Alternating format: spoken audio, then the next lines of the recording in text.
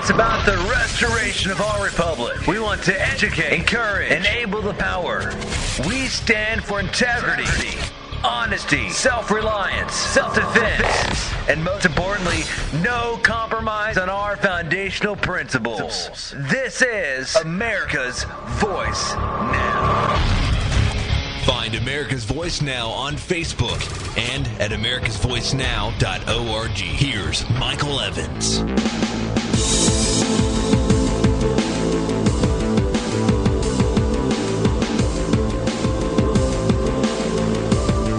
Good morning, America. You're listening to America's Voice right here, right now. My name is Michael Evans. I'll be your host this morning. Appreciate you joining with us. Those of you who have logged on and found us on americasvoicenow.org, glad to see you out there. I see quite a few folks out there. Let's see, I've got Montreal, Lincoln, I think that's Nebraska, Chesterfield, Clarksville, Branson, Baton Rouge, Louisiana, and Houston, Texas, among others. See Seattle out there and Florida. Thank you for joining with us live and participating with us via our video stream or audio stream, if that's how you're capturing our program. Glad to have you on board. Want to thank our sponsors and our friends who make sure that this program is available to folks both on terrestrial radio as well as on the web. And our sponsors are an important part of our program. And if you'd like to be one, by all means, please send me an email to mike@americasvoicenow.org. Simply put in the subject line, sponsor, and I'll know exactly what that means. Love to have you. If you can help us by donating some fundage to our enterprises and efforts, by all means, please feel free to do that. Please feel free to do that. You can go to our website at americasvoicenow.org, and you can either sponsor us with a monthly donation and a pledge, or you can do so on a one-time basis. You can also mail us funding if that's easier for you, or if you'd like to use a money order or a check or something. And you can mail funds to us by sending those to our post office box, which is P.O. Box. It's America's Voice Now. P.O. Box 1195, and that's in West Plains, Missouri, 65775. So we're going to talk about 4 different topics this morning. As you know, I try to put a range out there of topics that we're going to address, simply so that you have an idea of what the issues are that we're going to talk about. And in the first one, we're going to talk a little bit about the Common Core issue that's out there in public right now, in which a panelist who is at one point in time was the Connecticut. Excuse me. He was the Connecticut Division of Education's leader. And Secretary of Education, excuse me, I couldn't think of the right word. And he's a Harvard professor, and he was a panelist at this Center for American Progress debate that occurred on January 31st. So, in that, he's basically saying that your children belong to all of us, and your children are not yours. Now, I got to tell you, America, you hear me do this show on a routine basis every day, and sometimes you hear me get upset about things that are going on out there. You hear me use sometimes some harsh rhetoric. You know, I use the word treason and tyranny frequently. And I'm going to begin a process where I'm going to encourage you to begin to do the same. Now, there's a lot of folks out there that are flat out afraid, and I get that. I understand it. I understand why. I also recognize that your fear is exactly what they're counting on. And when you hear someone say to you that your child is not yours, that they belong to the state, for us to deal with as we choose, because those of you who are in disagreement with Common Core and the principles are a tiny minority of extremists. Ladies and gentlemen, it is time for you to get your back up. It is time for you to begin to recognize that this is a direct verbal threat. It's not a warning. It's a threat. It's no different than someone walking up to you and saying, pointing a gun at you and saying, if you don't do as I say, I'm going to harm you. I'm going to injure you. And I'm going to injure your children. With all due respect, America, I've had enough. And you should say the same. It's time for us to turn this thing around. It's time for us to begin to use the same level of malevolence that is directed at us. We're going to talk more about that. Your child is not yours, according to Common Core. Oh, really? Let me tell you something. You threaten my kid, Paul Revelle, and you're going to have to go live on Mars. You understand? Okay. Our second topic, Obamacare. The site, turns out, and this is not me saying this is our U.S. intelligence agencies, who we've spent almost $1 trillion to develop a spying system on us, and they've come out now and they're saying that the software was developed by malicious hackers in Belarus, at least partially, and that they believe that they've inserted malicious software code into the application. Now, we're going to talk a little bit about how the fact that Michelle Obama's best pal from college was the person who won the bid to build Obamacare.org or .gov or whatever it is. And the fact of the matter is, this company then went and hired subcontractors in the Republic of Belarus, which is a dictatorship under anyone's definition, and responsible and well known for their malicious software and malicious hacking of U.S. systems, U.S. individuals, trying to steal credit card information, so forth and so on. Wow. So here we are allowing a state-sponsored terrorist nation, frankly, to develop the software code that's going to be capturing all of the data, the personal information, including your name, your age, your address, your social security number, your phone number, your bank records, your healthcare records, and we're going to have the software developed by a malicious hacker nation. I got to love it. And you want to know why we shouldn't be signing up for Obamacare? All right, our third topic is the TTIP, and I'm going to hit on the third and fourth topics are going to be the TTIP, the Trans-Pacific, or I'm sorry, the Transatlantic Trade and Investment Partnership. That's the TTIP, and this is essentially a loss of sovereignty and a co-merger or a co-mingling of our sovereignty in the United States with that of the European or Eurozone nations. A bigger mistake we couldn't make, ladies and gentlemen. But this is an Obamacare initiative. It's been negotiated in secret, and it coincides with the TPP, which is the Trans-Pacific Partnership, that is another trade agreement being negotiated now for the past 5 years in complete and utter secrecy, so dire that not even Congress is allowed to see it. Well, WikiLeaks managed to get a hold of 2 chapters out of the 26 that are out there, and I hold one of them in my hand here. Now, this particular chapter is the one on environmental issues, and it's covering 12 nations, and by the way, China is now being discussed by the Obamacare regime for inclusion.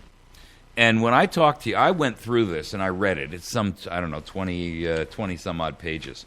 And I went through it and I made some copious notes here about the issues of what this thing commits us to. And we're going to go through some of it. I may not get through all of it this morning. I actually really probably need to do a complete TTIP review because this is only one aspect of it. This is only the environmental chapter. Really. There's an intellectual property chapter I haven't even gotten through yet. And the intellectual property chapter is even more dire because it's sponsored and run by the MPAA and the RIAA. Those two groups are the Motion Picture Association of America and the Recording Industry Association of America. And they're interested in predominantly doing one thing and one thing alone. That is making sure that you don't have the right to even hum a song without emptying your pockets. Yes, the popular one on the radio that you like? Right. You can't even talk about the movie at the water cooler without shoving a quarter into the MPAA's pocket. So we're going to talk about the Transatlantic Trade and Investment Partnership, which for all intents and purposes would tie us together with perhaps the most corrupt organization in Europe, which in a report this morning from the Free Beacon has come out, and the corruption in the European Union has hit such breathtaking new levels that it drains more than $160 billion annually from the economy of the member nations. We need to join another boondoggle run by an organization of elitists, statists, and quite frankly, thieves, carpetbaggers, and scum, like we need to shoot ourselves in the head. All right, so before we get too much further, and I want to touch on this thing with, or I want to get onto this thing with this Podesta organization. Now, this guy who came out with this is he was a panelist on this think tank discussion that occurred, and the panel, and for the record, the organization that he represents or he was participating in is the Center for American Progress, or CAP. That's a liberal think tank, and it's run by John, and it was created by John Podesta.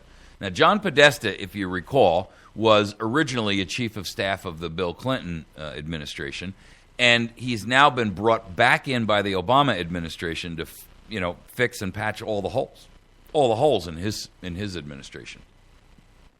What's very disturbing about this is some of the things that Paul Revelle, who's the former Secretary of Education from Massachusetts, and he's a stringent Common Core supporter, and some of the things that he said. And what I want you to recognize as we go through this is that it is time for America to begin, and I'm talking about every American. I don't care what your political ideology is. I don't care where you sit on the fence. I don't care whether you're a liberal or a conservative, whether you're a patriot or you're a puke. It doesn't really matter. What you need to recognize is that this transcends political ideology. I mean, we're talking here about the lives of your children. And I got to tell you, what bothers me the most about it is that when we talk about that, I have heard parents say to me over and over and over and over again, I would do anything. I would die for my children. I would do whatever it took to protect and preserve my children. You would you?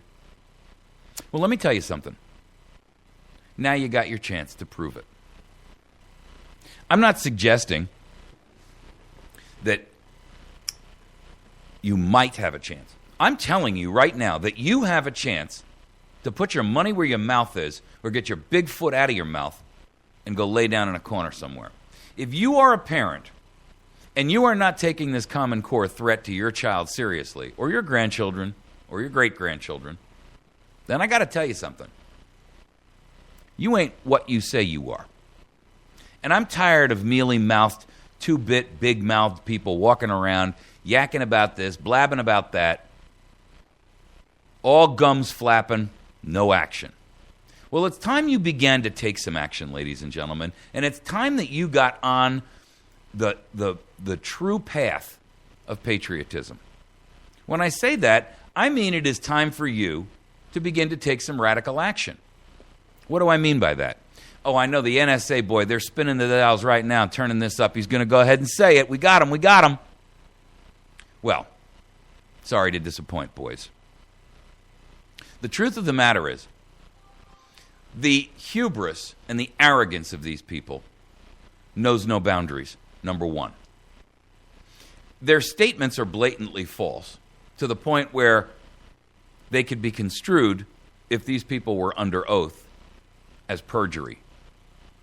Common Core is anything but a state-led organization. It is a nationally led, which violates not only most state constitutions, but federal law. And if they begin to use it in your school system, it is time that you, as an American parent, and I don't care what your ideology is, I don't care what your color is, I don't care what your ethnic heritage is, I don't care what your sexual orientation is, I don't care what your religion is. I'm going to tell you this right now. You need to revolt.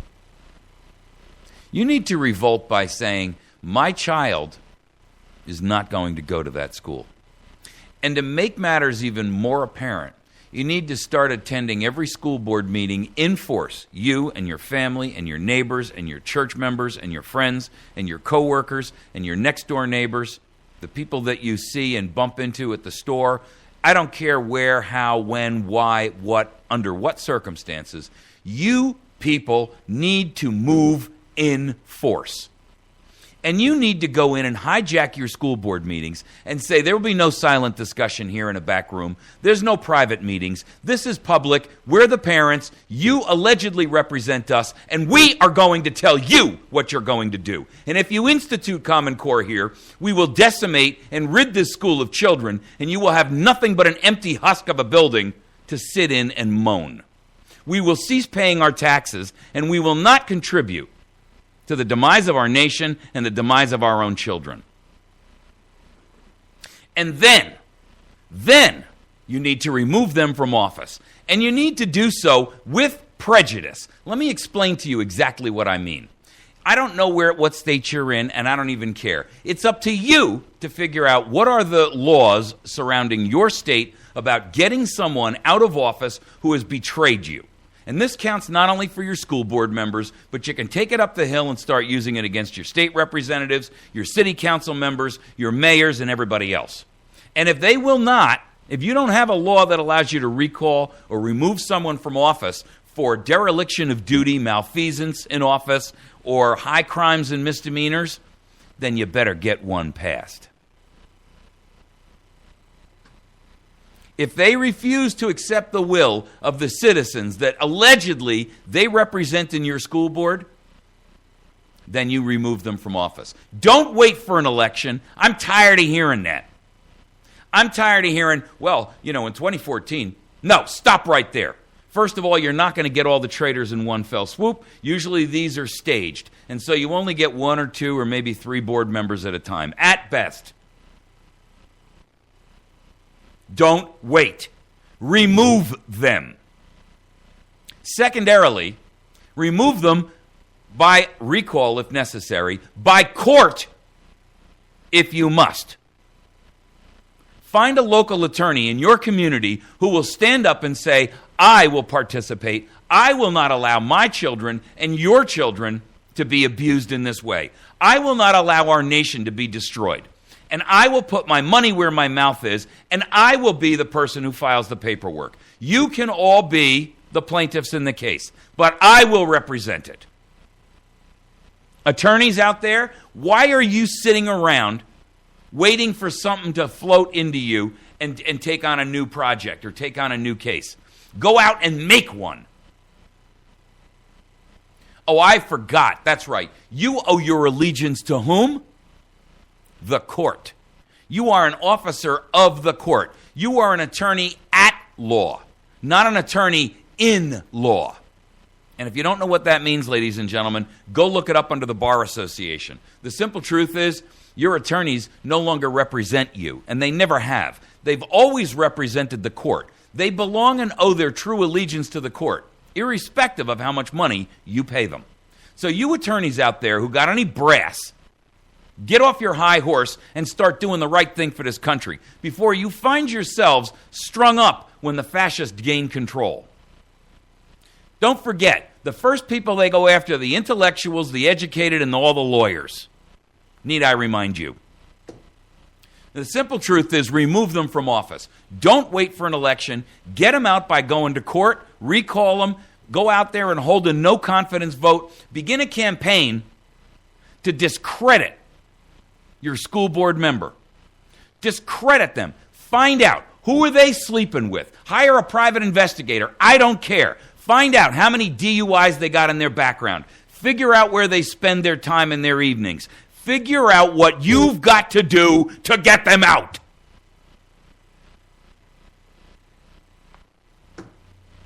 It is time that we went on the offensive. And until you recognize that, America, you will continue to go about hobbled and hogtied.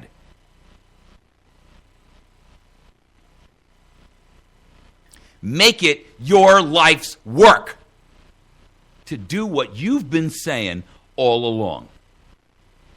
Well, I would do anything to protect and save and preserve my children. Oh, really? Put your money where your mouth is. Or shut up. Put your money where your mouth is.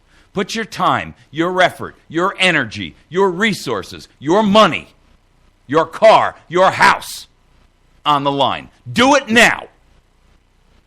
Not next week, not next month, not next year, not in November, not in 2016. Do it now. Boy, that guy is really mad. I don't get it. Well, did you read the article? No, I bet you haven't.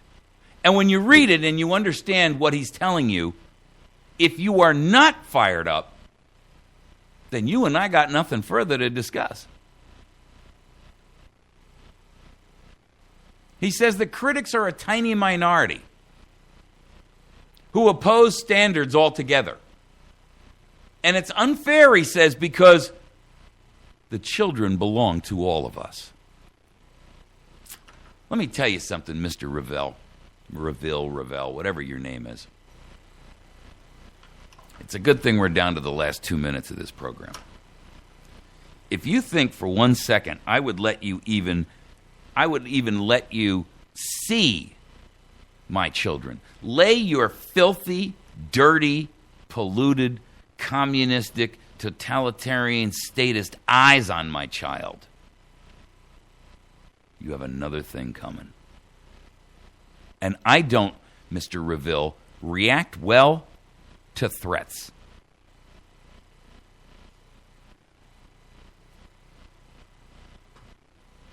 I'm so mad about this article. Not because of what it tells us, because the arrogance and the hubris, the entitlement mentality that scum like this has, that they believe that they have the right to take your child from you and mold and manipulate and twist and bend their mind. You think you own my kid, huh? We'll see about that, Mr. Ravel.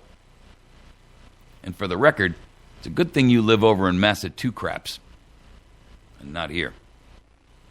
If you lived in Missouri, you'd have to move to Massachusetts. You've been listening to America's Voice Now. I'm so mad I didn't even get a chance to read our sponsor names. We're going to take a quick break. When we come back, I'm going to read our sponsor names. So if you want to go get a cup of coffee, do it now. When we come back, we're going to talk about Obamacare, how the site was developed by hackers in the Belarus Republic, a totalitarian regime known for their hacking. I tell you what, I want to read you a couple of the quotes from this piece of garbage before we get there. So we're going to start that topic, but we're going to take a couple minutes to finish wrapping on this one. We'll be right back. You're listening to America's Voice Now.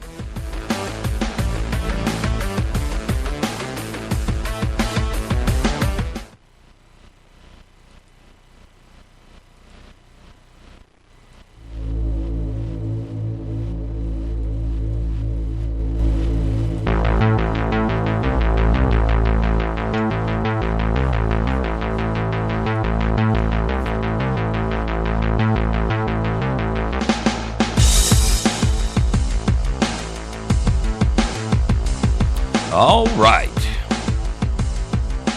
Man, am I fired up about this Common Core nonsense. You know why? Because what bothers me about this is that this is treason. Not in a political sense, in a parental sense. It's treason on a personal level. It's treason against not your nation, but against your neighbor. And if there's one thing I hate, it's a traitor. We got a nation full of them. And pieces of garbage like this guy They really take the cake. You know, this guy, first of all, he's the former Secretary of Education in Massachusetts. You wonder why these eastern cities are so screwed up. Here's what he has to say. By the way, for the record, this group that sponsored this happy little talk was founded by Podesta, John Podesta, who is, again, the former chief of staff of Clinton, and he's now an advisor to Obama. And they're promoting and pushing this Common Core thing. And they had this Paul Revelle, former Secretary of Education from Massachusetts, and here's what he says. To be sure, there's always a small voice. And I think these voices get amplified in the midst of these arguments of people who were never in favor of standards in the first place and never wanted to have any kind of testing or accountability. And those voices get amplified. But those are a tiny minority. An overwhelming majority of teachers are saying this is something, as panelist Toby Romer said, that makes sense. Okay. First of all, let's understand something. We are not a small voice. We are the masters of our own destiny, and you are the master of your family. And if you allow a piece of human offal, O-F-F-A-L, don't know what that word means? Look it up. It's the viscera that comes out, charred viscera that comes out of an animal that you have gutted. It's not A-W-F-U-L, awful, like as in, ooh, that's an awful skirt you're wearing. It's awful, as in, I saw the awful fall to the ground. It's also known as a trash heap, the midden heap. This guy is a piece of human offal. And let me tell you something. This isn't a small voice of Americans. And we're not getting amplified. What this is parents who are, the mistake he makes of saying that parents, these are people who are never in favor of standards. That's a complete, absolute, unmitigated lie. As a parent, I'm fully for standards. In fact, I'm for the following standards. Let's make sure that every teacher's had a psychological and psychiatric evaluation.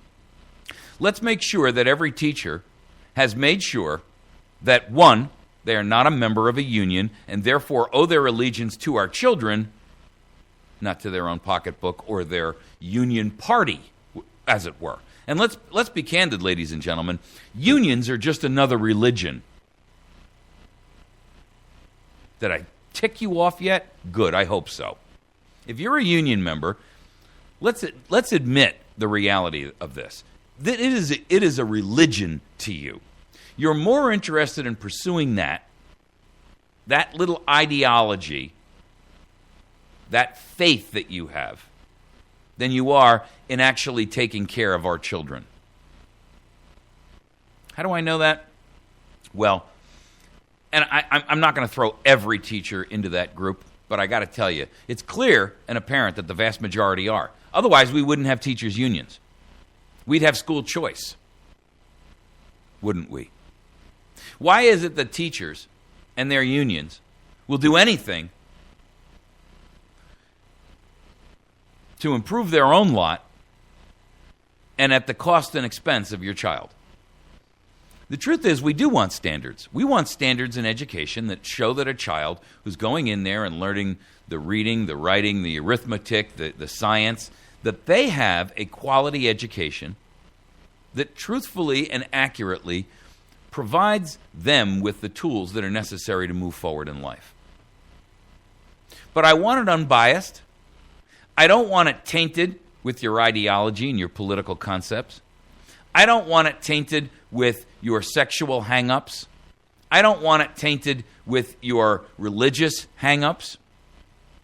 You see, I don't want it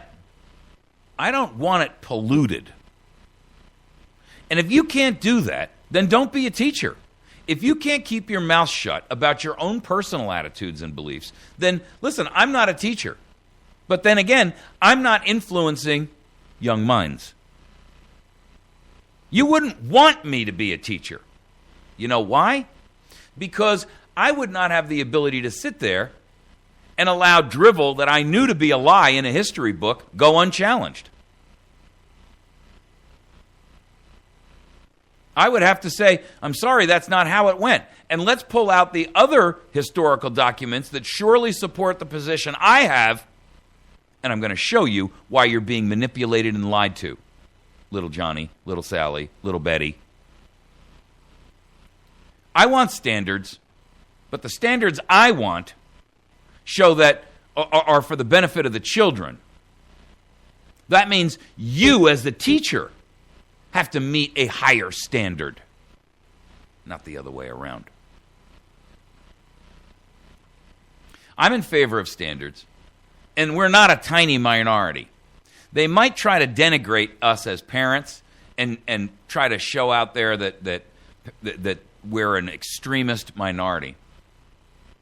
But I got to tell you something. The overwhelming majority of teachers are not saying that this makes sense. In fact, the overwhelming majority of teachers have no clue what is even going on.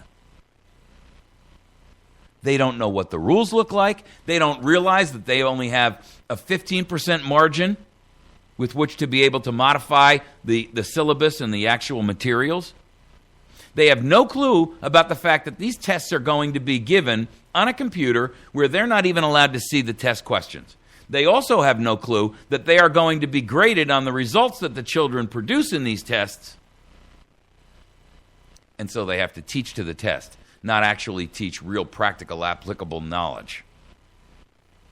And the truth of the matter is, the tests are being made by idiots like this guy. Quote, again, the argument about where it came from, I think, privileges certain sorts of fringe voices. Fringe? About federalism and states' rights and things of that nature. When really what we're doing at the national level here now, he made a mistake there, that was his Freudian slip. Then he goes and corrects it and says state by state is what a lot of our states thought made sense individually. Well, for the record, let's talk a little bit about my state. Our governor, who's a member of the National Governors Association, has instituted Common Core without even so much as bringing it to the legislature. First and foremost, he took a lot of federal money to institute a program which he never even went and passed by the legislature. That, ladies and gentlemen, is a tyrannical attitude right off the bat and a tyrannical action. And for that, the government should be impeached. However, our House Republicans and our House Democrats have no brass. This governor is guilty of actual criminal conduct and activity within the state of Missouri. But our House and Representatives and our Senate representatives, well, we're going to look at censures. We're going to look at, I don't want to hear anything. I don't want to hear anything from you. If you do not have the courage, if you are so temerarious that you will crawl into a hole and hide from a tyrant like this, then you and I have nothing further to talk about. We are rapidly, ladies and gentlemen, coming to the point in time where it is incumbent on every American to stand up and say, I see treason right there. Want me to spell it? Treason. And I'm calling it out.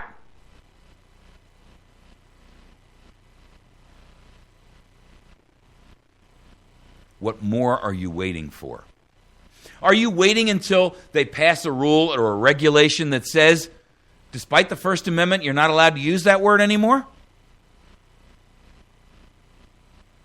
Will you wait until they're knocking on your door? Will you wait until they collapse the economic might of the United States of America? Is that what you're waiting for? Till it's too late? And then you can say, well, it's too late, so I guess I can't do anything. Is that the handy excuse you want? I'm going to tell you what you don't want to hear. The truth is, you're chicken. You're chicken. You are weak, and you are not willing to do the necessary work that is required for us to take this nation back.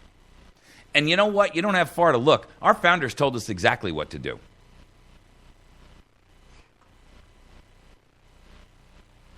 Need I remind you? When a government has reached the point in which they no longer represent the people, it is not a right to remove that government and replace it with one that we feel is better suited to our needs. It is our duty and an obligation. Do you think for a minute that our founders would be sitting around on their hands, bemoaning their fate and whining? They are embarrassed. They are ashamed to call us Americans. I'm going to tell you something. I hear a lot of arguments about this we can do, that we can do. I see headlines all the time. Oh, this is a lawless presidency. What are we going to do? Ladies and gentlemen, the answers are obvious for everyone. And I got to tell you, I'm firmly and rapidly coming to the point where I do not believe that there is any political solutions out there. There's great ones. But there's either not enough people to institute them, or they will take too long. I sat through an Article 5 Convention of the States discussion last night, and I had some questions answered that I had about it. I'm obviously not going to get to the Obamacare site developed by the Belarus hackers, am I? Well, I sat through this conversation last night, and some of the questions that I had in my own mind were answered, but not quite to my satisfaction. I have a lot of others. And I have applauded and I like the concept of the Article 5 principles. You know what my real concern is? It's not that the House will send corrupt people there, and I don't think we have enough time. I don't. In fact, they addressed that last night and said, well, in the event of a national emergency, we think we can push this timeline forward. With all due respect, let me tell you something. If they collapse this economy or pull a national false flag to trigger some sort of and don't tell me that we don't have false flags. The Gulf of Tonkin, the Maine, the Lusitania, Pearl Harbor, 9/11. You want me to keep going? No, that's not conspiracy theory, ladies and gentlemen. That's conspiracy fact. You can pretend it's not there, but it doesn't mean that it's not real. You can stand there knowing that that bear is coming up behind you. You can cover your ears. You can close your eyes and squeeze them tight. But it is not going to keep that bear from taking a swipe at you. Frankly, I am just to the point where I am sick and tired of people telling me that we ought to do something. Then do it! Keep your mouth shut and go do it.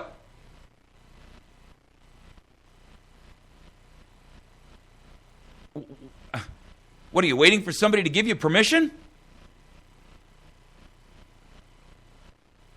Is that what you're waiting for?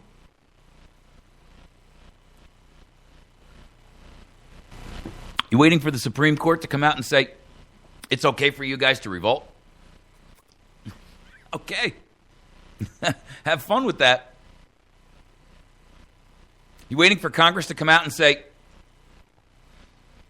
you know, it's all right if you people want to remove us from office, under force if necessary, and arrest us, charge us and put us in prison.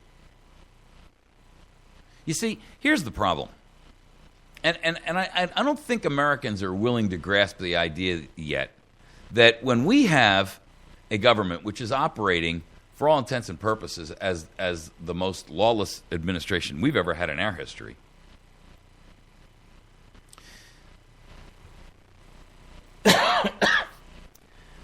we are not obligated to follow a law that is passed by corrupt people for their own purposes.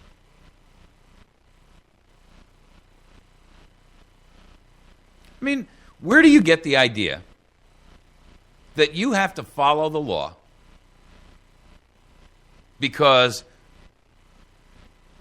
a group of people who don't have your best interest at heart, who utilize that law to strike at you, for all intents and purposes, have passed that law with the specific intent that they've got a loophole you don't have. I will remind you of Samuel Adams. If you love wealth better than liberty, if you love the tranquility of servitude better than the animating contest of freedom, then go on home from us in peace. Please do. Go. We're not asking for your counsels, and we don't want your arms.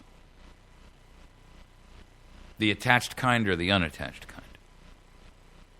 In fact, please crouch down and lick the hands which feed you. May your chains rest lightly upon you, and may posterity forget that you were our countrymen.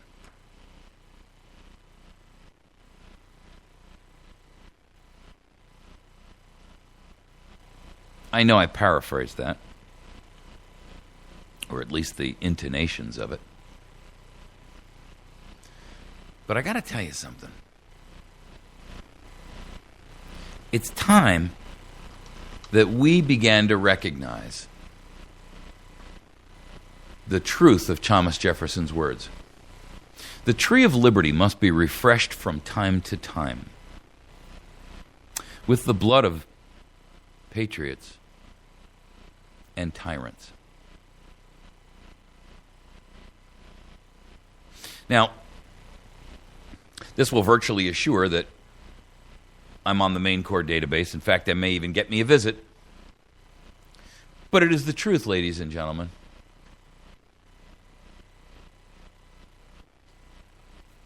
And it is time that we recognized how far we've actually come.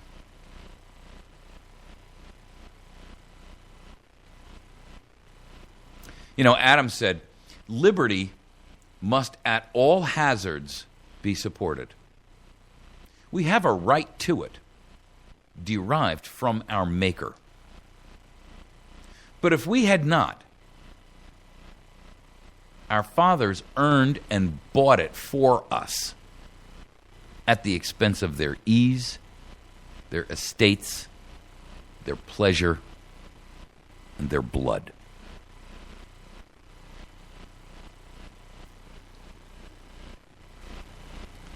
Think about that for a minute.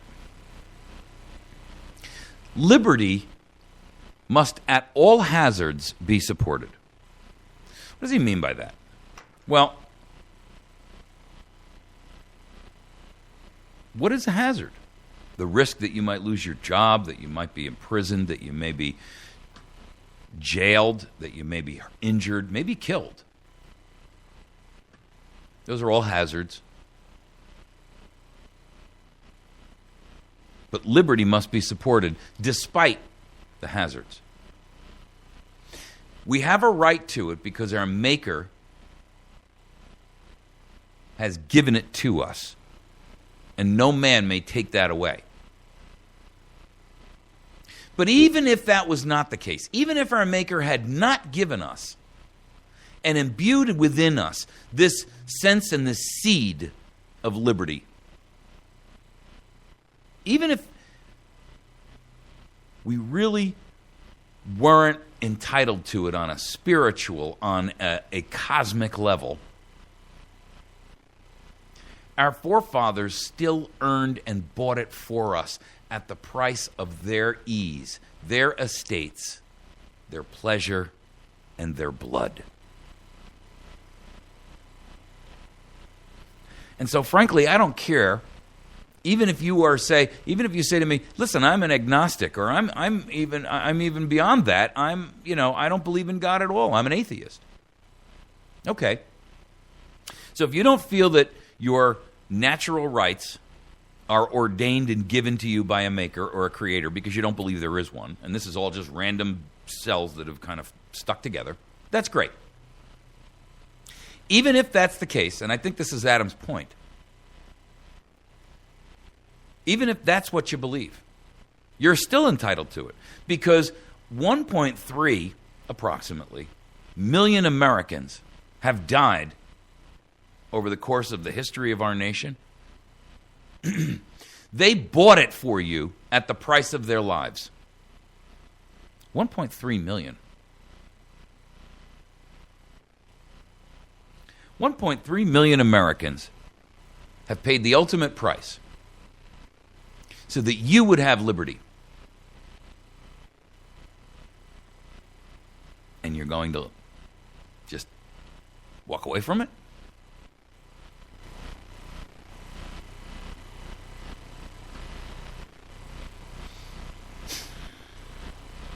Stunning. Stunning.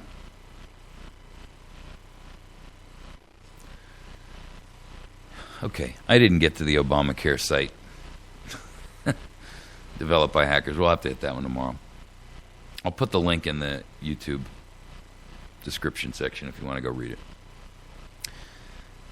I got to tell you, folks, I'm pretty much at the stage in the game right now where I don't think there's really any doubt about where we're headed. So I would suggest strongly to you that you begin to take the preparatory measures that are necessary to protect yourself and your family. You can start by going to the battery station and doing that. You can find them at batterystation.com. You can call them at 417-257-7799. In addition to that, you can find them at 303 Washington Avenue in West Plains. They ship nationwide. A lot of the stuff that they have is not on their website, so if you're looking for specific gear, tactical gear, knapsacks, sleeping gear, camping gear, survival gear, give them a call.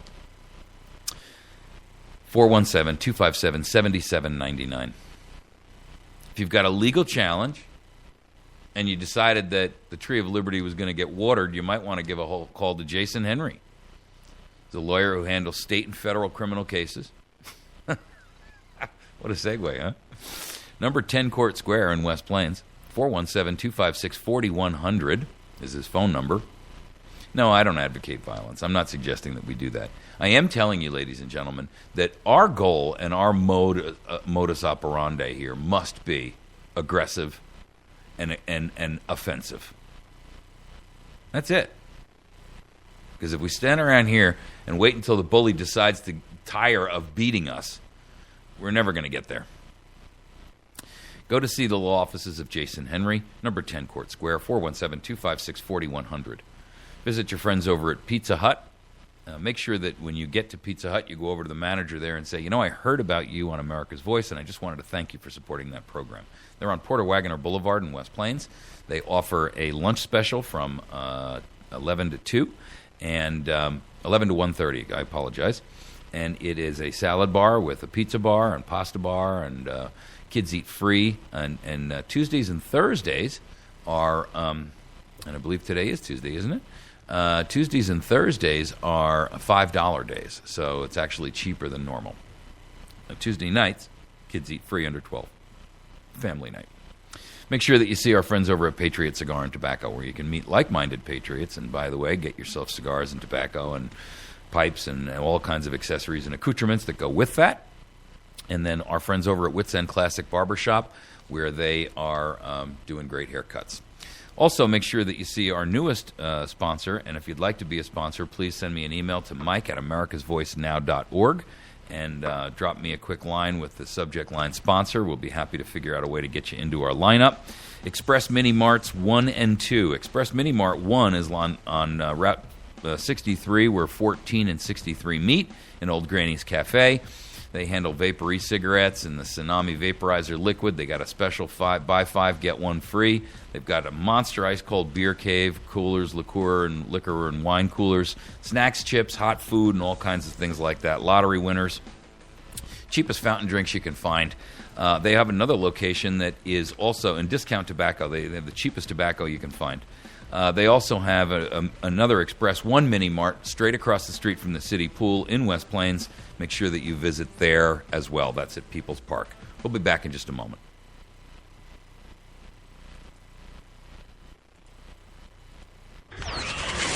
It's about the restoration of our republic. We want to educate, encourage, enable the power.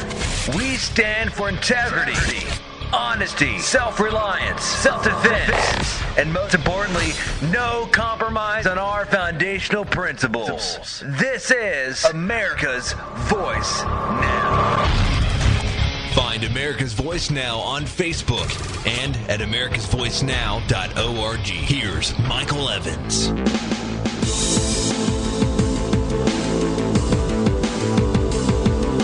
All right, America. You're listening to America's Voice Now.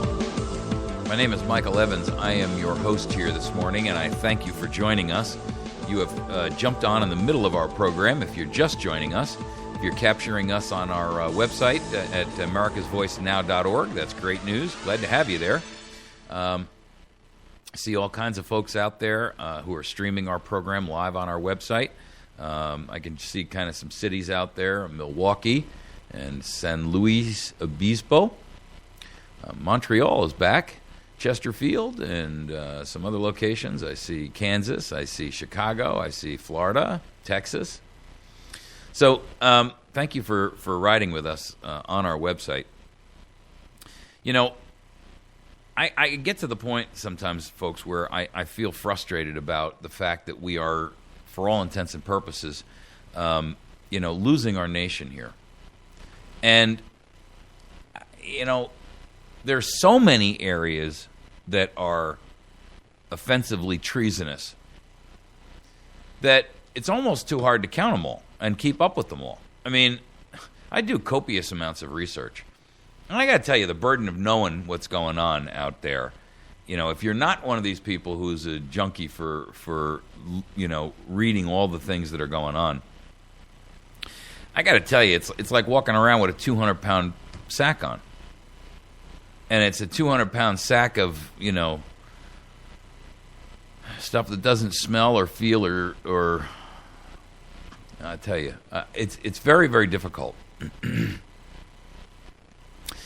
I find it eternally frustrating because here I am trying to make sure that I'm awakening and alerting America to what's happening around them, while simultaneously, for the most part, I feel like it's just, it goes on deaf ears. And, personally, I find that extraordinarily frustrating. And so I'm suggesting and I'm asking you to, help us try to get this message out by, sharing this stuff when you see it posted up somewhere. If you've seen an episode here that you thought had value, and even if you don't think it had value to you, maybe it does to somebody else. You know your friends and the people within your circle of influence. How about the idea of sending it to other people and letting them make their own mind up?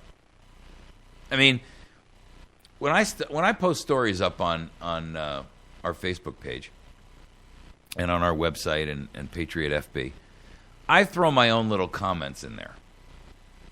And, there's nothing that says, because you may or may not agree with how I think or I view it, and my goal is to just get you to think, right? To use critical thinking skills and to identify what they're not telling you, which is generally more important than what they are actually telling you. And the whole idea is for you to make your own mind up. Well, that goes with, or that goes for your circle of influence as well. You may not like the way I speak. You may not like the way I present things, but someone else might. And there's no reason why you can't send them a quick link in an email and say, I think this guy is a jackass, but by the same token, he's got a message you might want to hear. Or, I don't like the way that this guy talks. His voice sounds like fingernails on a chalkboard to me, but, you might like it. You never know. You just never know. And I got to tell you, the amount of people that are out there talking about the things that we're talking about as an alternative media source, there's a lot of folks out there that are controlled opposition, I think, But I'm not hearing mainstream America talk about the things that we talk about here. I mean, why is it that you're not hearing about the TTIP and the TTP on even mainstream or talk radio, conservative talk radio? Why aren't you? Why aren't we hearing about Common Core and the betrayal and the lies and the nonsense? Why aren't we hearing these things?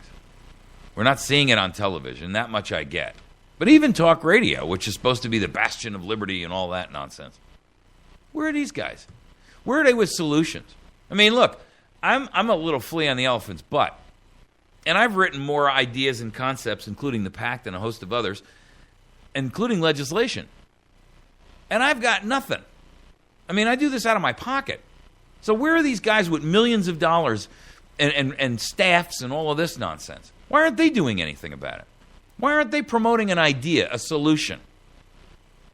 I'll grant you Levin is out there, and and all of these guys have latched onto Levin's idea with the Article 5 amendments.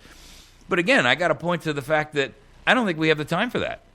I mean, by their own admission, they believe that 2018, or thereabouts, will be about the earliest you'd be able to get one of these amendments to the Constitution approved and voted on. I love the concept of it, because it does mean that we could take the nation back. But by the same token, 2018 is a long way away, folks. We're only in 2014, and this guy, this crackpot in office has got another 3 years to go.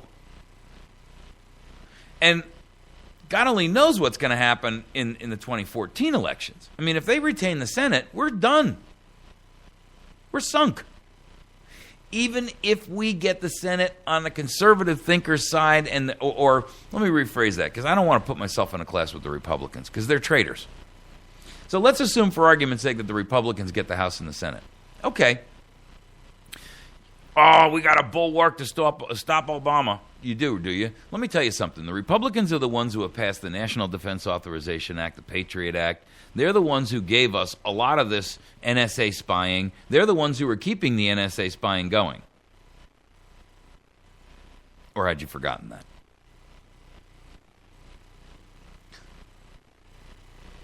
They're no friends of ours. They're not. They're just statists coming at it from another position.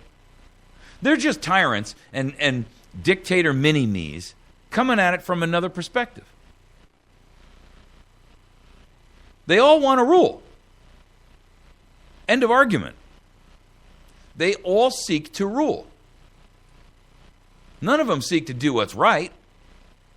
H.L. Mencken, he's a guy who was, fairly well-known commentator. He had a saying that he used fairly frequently. The urge to save humanity is almost always a false front for the urge to rule. Hello?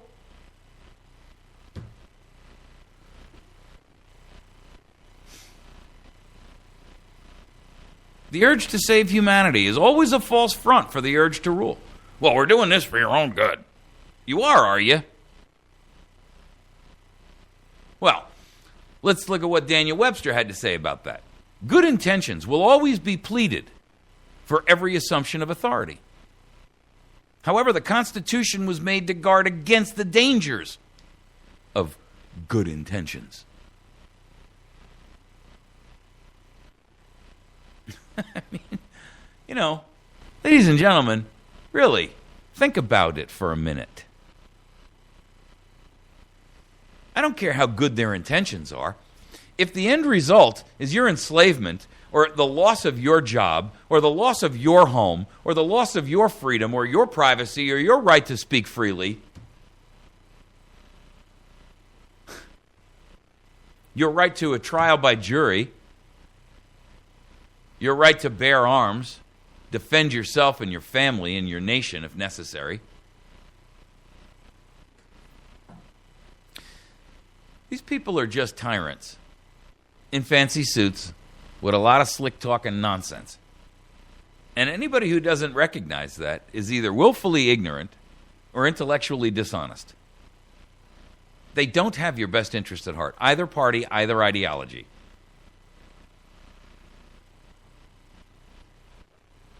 The urge to save humanity is always a false front for the urge to rule. Well, these people have really good intentions. Okay. Good intentions will always be pleaded for every assumption of authority. However, the Constitution was made to guard against the dangers of those good intentions. You can ignore that advice, but you do so at your own peril. I'm past the point where I think any of this at this stage in the game matters. I think the goal almost at this stage has to be just awaken people and give them some direction as to where to find enough information to become cognizant and aware of what's happening around them. And, you know, it's like waking them up off of a long, slow sleep. You know, almost kind of like stasis, right? And giving them some food and saying, all right, you know, get to it. You should know what to do.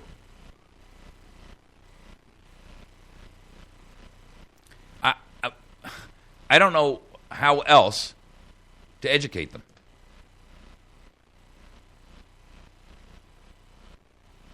You can be educated and be paralyzed in fear and analysis.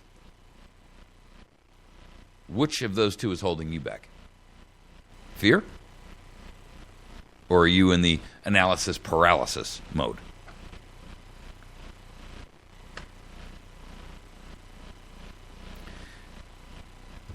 We're literally at the point where our nation is almost gone.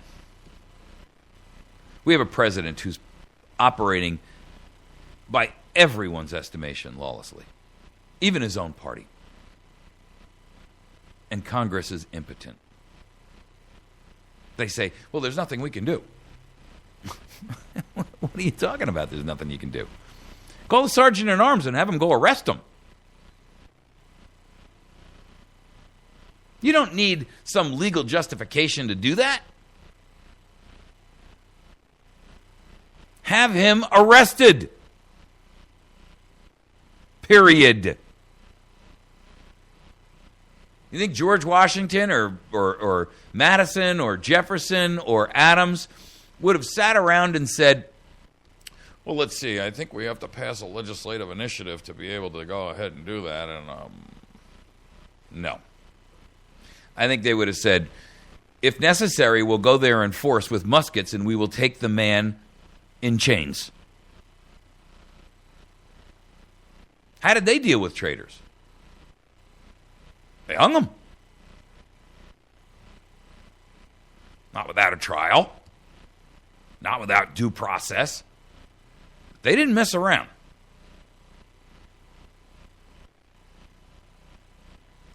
Well, we're a much more civilized society today, and of course we always want to act in the best interest. Stop with that nonsense. You know what that is? That's a chicken liver excuse for inaction. Well, we don't have any kind of congressional rule that would... Stop with that nonsense right now.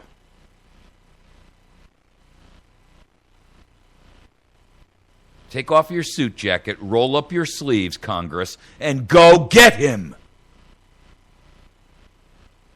By force, if need be. Are you going to try and tell me that if 200 members of the House showed up on the White House and said, we will not leave until this man is arrested for lawlessness? Invite the national media. Make it an event. Desperate times call for desperate measures.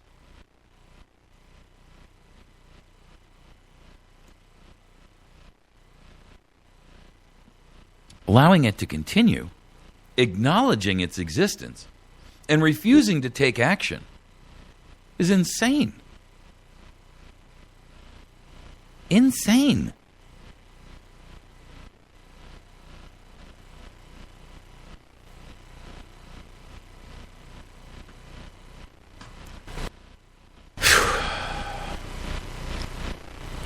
He's negotiating this TTIP treaty.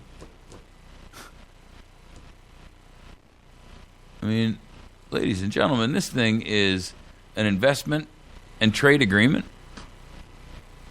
It's designed to drive growth and create jobs. How many times have we heard that? Well, guess what?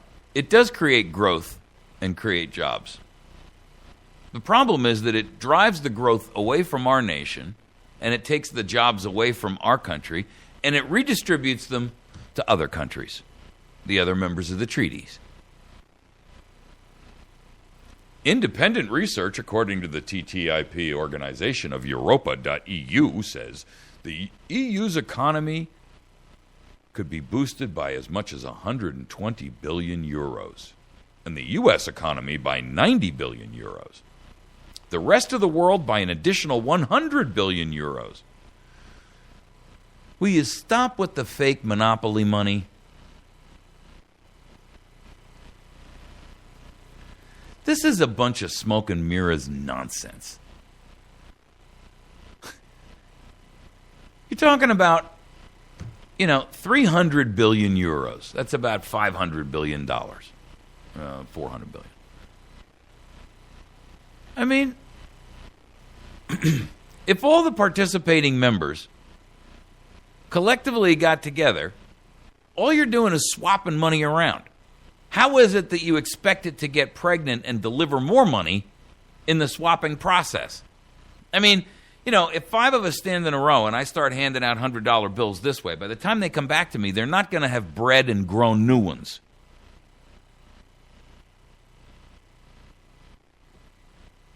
Unless somebody pockets one, I'm going to get the same number back that I distributed out that way. Aren't I? But the game plan of these pieces of trash is basically everybody pockets every third $100 bill that comes past them. And guess who's the distributor of the hundreds? Uncle Sam.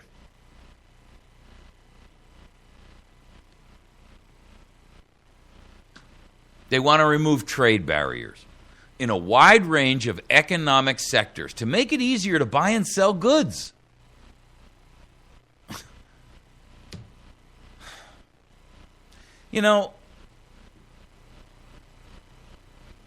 It's all a bunch of lies. They want to open new markets for services and investment and public procurement. We're going to spend taxpayer money and buy each other stuff.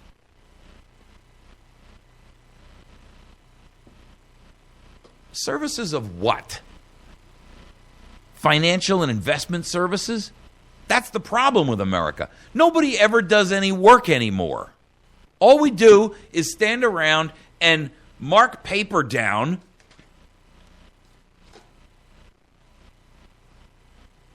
I mean, everybody's in the service business. The farms are gone. We don't have any left. We import most of our food. The report yesterday said the cattle number in the United States of America is the lowest it's been, 71 or something. 86 million cattle in the United States. Ladies and gentlemen, that's a 3-day food supply for 300 million people.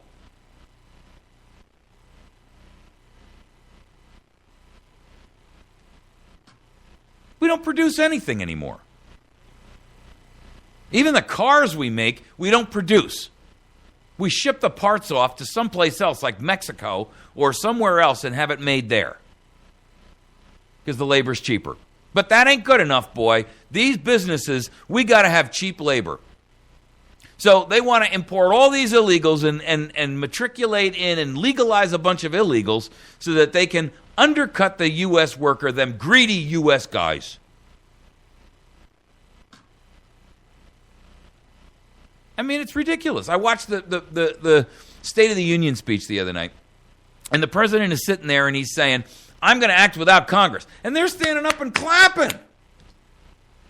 You've got to be flipping kidding me. You are clapping your own demise. Who ever heard of such a thing? You're clapping to your own obsolescence.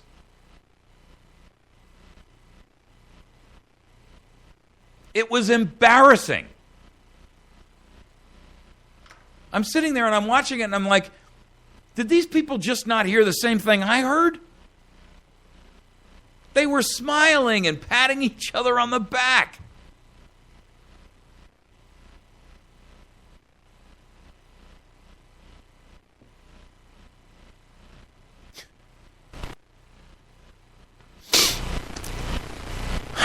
Now they want to pass this trade bill.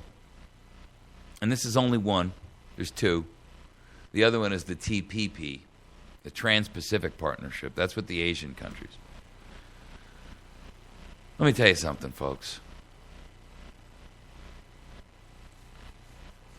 There is nothing that will come out of these things except more of the giant sucking sound of resources, jobs, money being drawn off the United States. It's like they're taking blood, but they're never satisfied. The pump never stops sucking.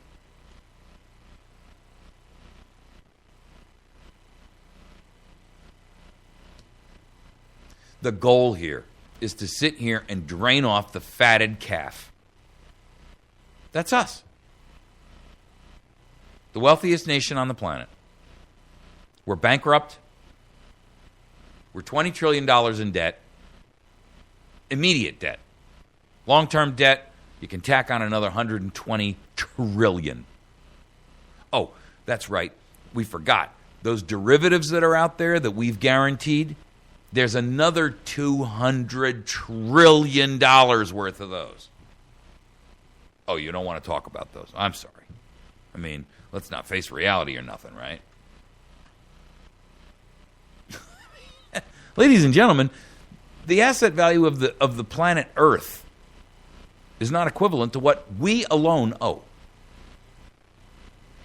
So how is swapping money back and forth between us and the Eurozone going to result in both of us making more?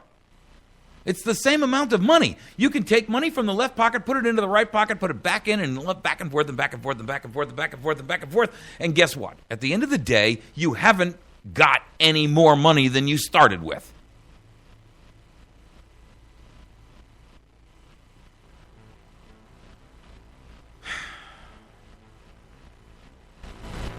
But somehow there's some magical equation, right?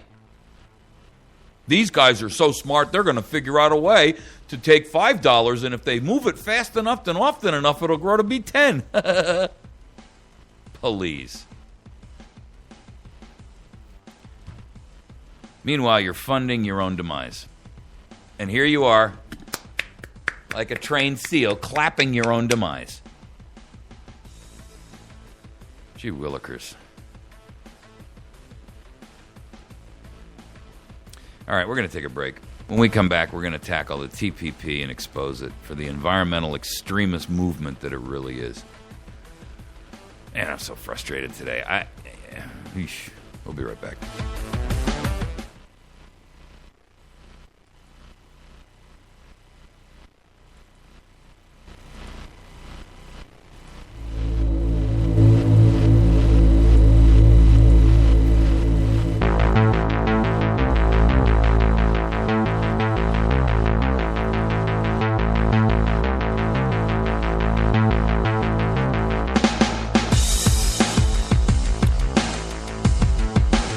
Boy, you know, every once in a while I get an email from somebody who's like very negative about, you know, who I am or what I say or the tone or whatever. And I'll be honest with you, I really couldn't care less.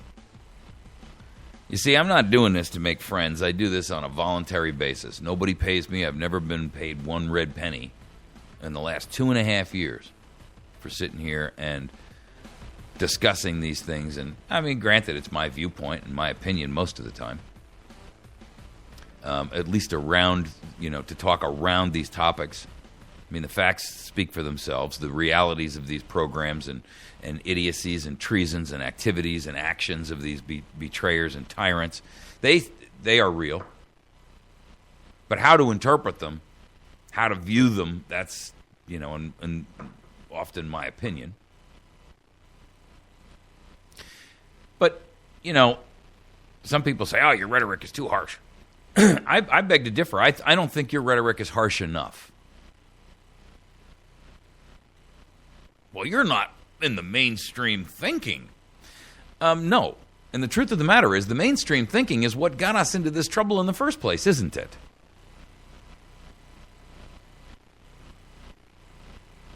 I mean, if your magnificent mainstream thinking is so wonderful, why do we have a president who's not even an American citizen, can't prove his whereabouts and where he came from, how he got here, or what his real deal is?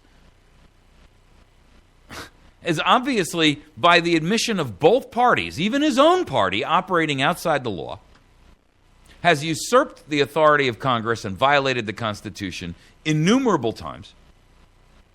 You've got a Congress that blatantly says, well, we only follow the Constitution in the ways in which we think we should interpret it. You have 9 black-robed knuckleheads up on the Supreme Court who sit there and believe that they are the final arbiters of everything constitutional in the country because they gave themselves some authority.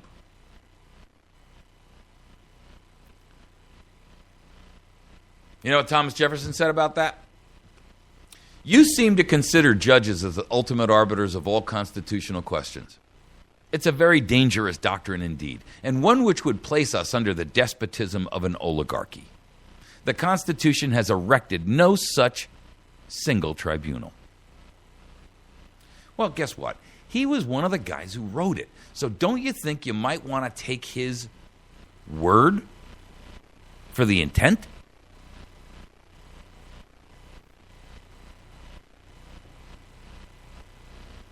But no, these judges, they say, no, we know best.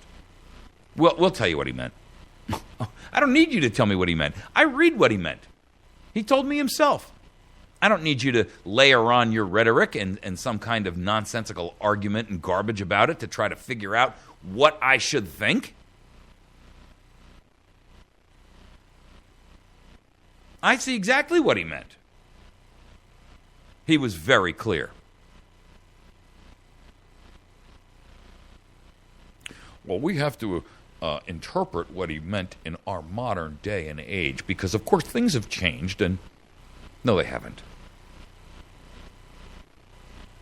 Who was it who said, there's nothing new under the sun?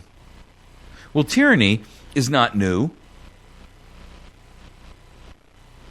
People willing to sell their souls out for short-term personal gain is not new. People have been doing that since the age and the dawn of humanity.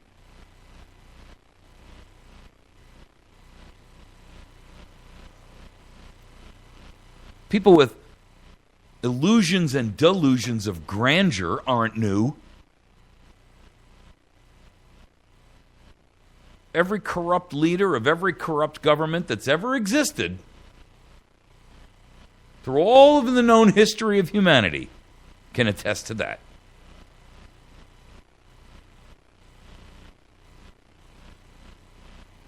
You see, that's part of the problem. It's like everybody's walking around like this is some kind of, something new.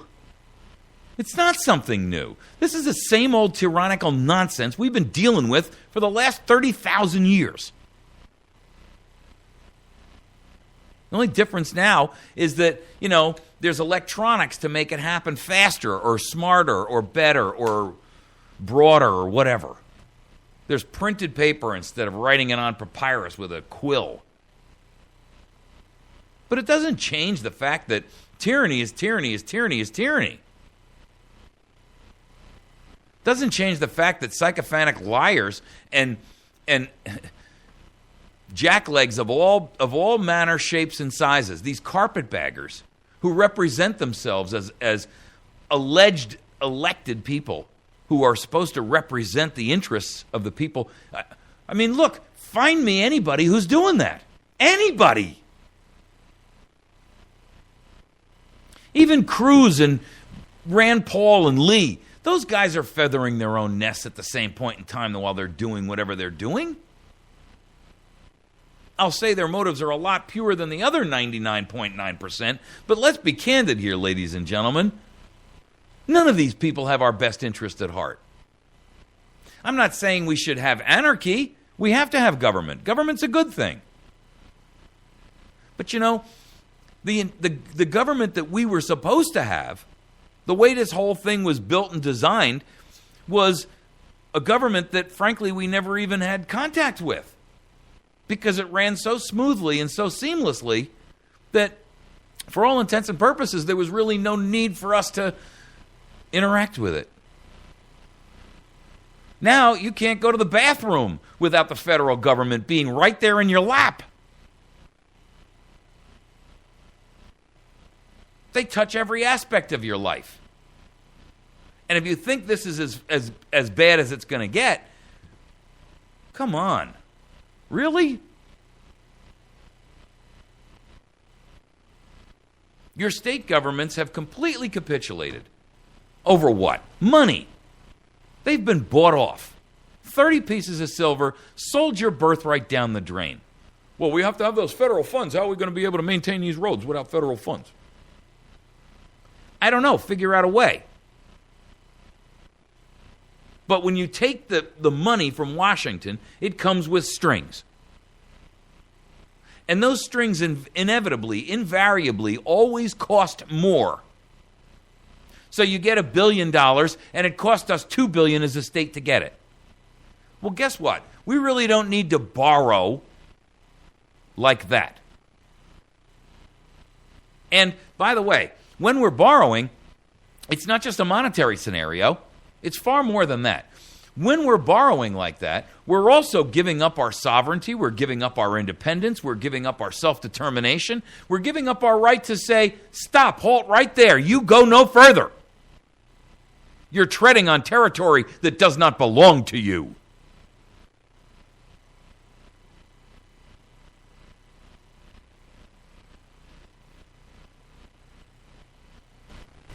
And the interloper, the usurper, says, are you sure now? Because if you stop me, I'm going to take this away from you, and you know how much you like that money.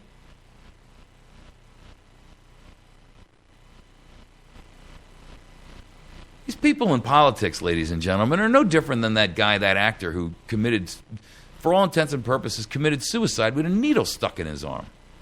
He overdosed himself. Guy who's made, you know, how many movies? I've seen him in movies. He's a great actor.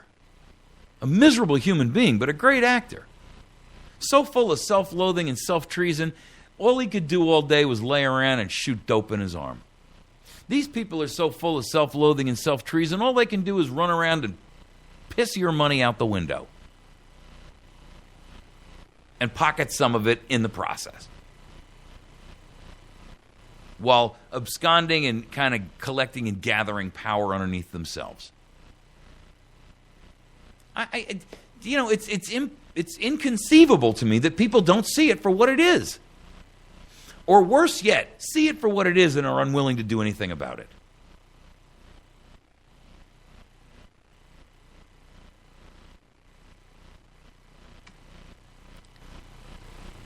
These projects and these treaties that are out there, the way our state and our federal government, listen, I mean, our state should be saying, there is no way that we're going to agree to this national treaty. And if you think that because you can claim, you know, why is it that the federal government claims the constitutional right to ram things down our throats, but as soon as you try to go to use the Constitution to defend yourself, they say that's not the right way to interpret it? What makes you the final arbiter of anything? This Constitution doesn't belong to them, it belongs to us. The ground, the hallowed ground of this country, belongs to us. The parks, the farms, the waters, the forests. They're not somebody's in Washington, some nameless, faceless blob of an entity. They belong to us. Our children. According to these people, they don't belong to you, they belong to the village. The village idiots. I mean, look at these people. They're so incompetent that they can't do the most basic things.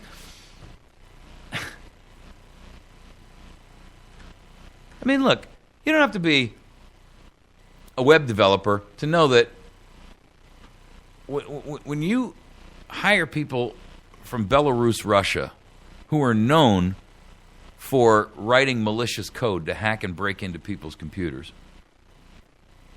that they're likely to put some code in there to steal the information, especially the identity information, including all of the financial information, of every American who legally is obligated and required by law to hand it in. I mean, I could have explained that to a 10-year-old and he would have said, yeah, that's probably not a good idea.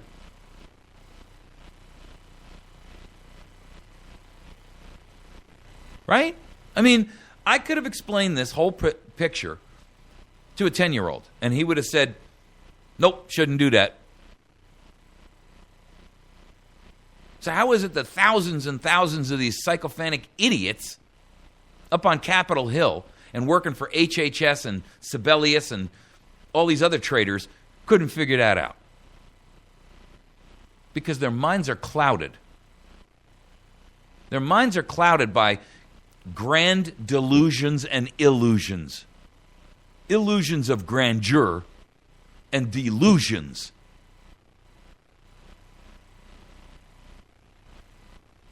Their first thought is not what's best, what's right. Their first thought is, what's in it for me? I guess that's really what matters. And after I find out what's in it for me, then I'll figure out how to make it work so that I get my piece and the most amount, then whatever's left over, I'll make sure I do for you guys. When I was at that hearing for the Ozark Scenic National Riverways, I walked up to one of those guys who had flown in there from Omaha, or not Omaha, wherever the heck it was. It doesn't matter, Colorado or someplace. And I said to him, you know, you don't take an oath of office working for the National Park Service. He said, no, we don't. I said, so how is it that I think I'm supposed to think that you have my best interest at heart? I mean, you're making policies and you're making plans and you're putting in place regulations and rules that affect me, but admittedly, you haven't sworn an oath. So what makes me think that those are going to be in my best interest? Should I just trust you? I don't even know you. For all I know, you're a beer-swilling, wife-cheating thief. Well, I'm none of those things, he said. I said, well, I'm not saying that you are. I'm just saying that give me one reason why I should trust you and your judgment. I don't know about you. I don't know what your hopes and dreams and beliefs and integrity is all about. I don't know if you're a man of honor or not. Well, none of that matters, he said. I said, no, none of that matters because you're utilizing police power, force, to do what you think is best, irrespective of what I know to be best for me. Well, what would you have us do? He asked me. I said, well, to be honest with you, if you were a man of honor and integrity, what you'd do is you would leave this job. He said, well, that's not going to happen. I said, no, I know. You're willing to sell us down the river, literally and figuratively. You're willing to sell our birthright away in a state which for the first time in your life you visited today as you got off of a plane today, so that you can put a notch in your personal career pistol grip. That's what this is really about. You're only interested in what's in it for you, so you can move up the corporate ladder. He's like, well, we're not a corporation. I said, no, you're even worse. You see, you don't even have to show profitability.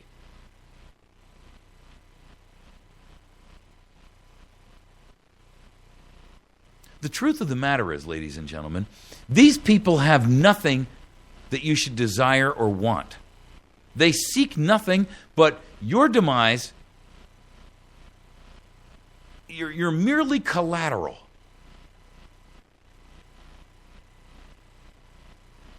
And as long as they get theirs, as long as there's something in it for them, they don't care if they sell you short-term, long-term, or your entire birthright. They don't care. You're nameless, you're faceless, you're the masses, you're the peasantry, the stupid people, the That's how they view you. They'll never admit that. But their actions speak far louder than their words. That's why these trans-Pacific these intellectual property agreements and the transatlantic treaty, that's just a bigger scale. Government selling us down the river for globalization because they're dancing to the tune that their corporate masters have given them. It's like getting up and doing a jig.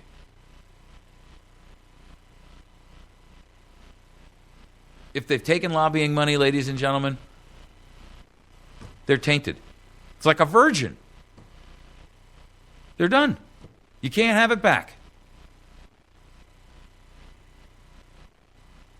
There's no way.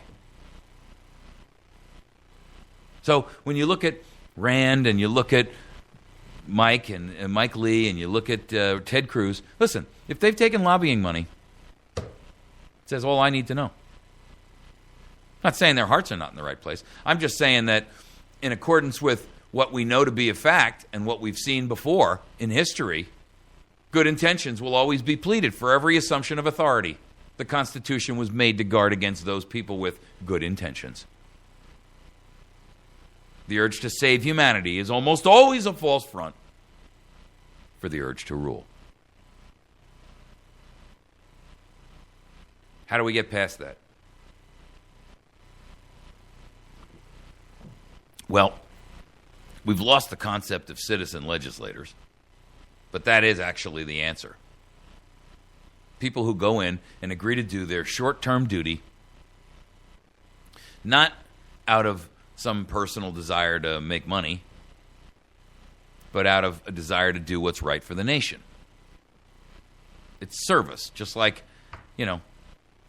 anything else. Our founders were clear.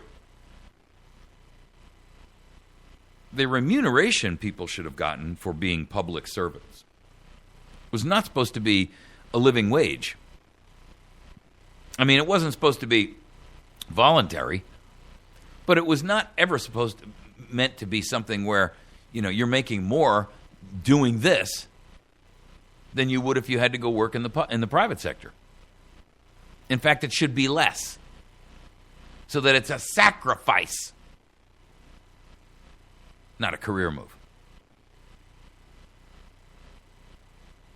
I mean, if a guy like this from the National Park Service, who's an engineer, can make more money working for the government than he can working for Boeing or working for IBM or working for Verizon, why wouldn't he? But if he had to take a pay hit to take that job, because that's what he truly loved,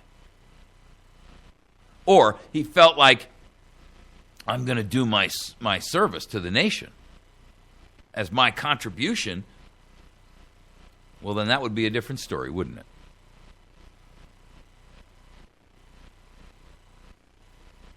But when you've got, and for the record, at that meeting, just so you recognize, the people who work for that National Park Service, the top dog there makes $150,000 a year in a county where the average income is $25,000.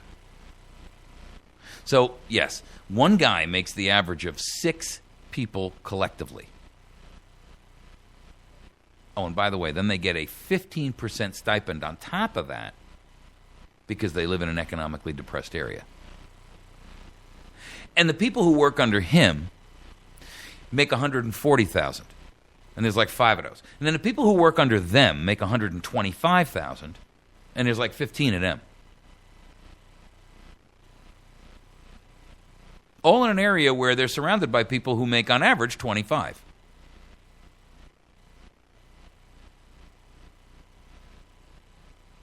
But they're doing public service. At least that's what they keep telling us. America, look, what it really comes down to is this. It's time for all of us to recognize the jig is up, and unless we make changes within ourselves and about the way we think and about the way we feel and about what our commitments and our integrity and our honor are all about, we're done. even if the white horse rode up with the shining knight in armor and he cleaned house like a hoarder, moved from the disaster to a brand new, fresh, clean house. In 6 months, we'd be living right in the same mess again. All right. I didn't hit any of my topics today. I guess that's what happens when you... Well, you know what? It's my show. You don't like it, don't listen. All right.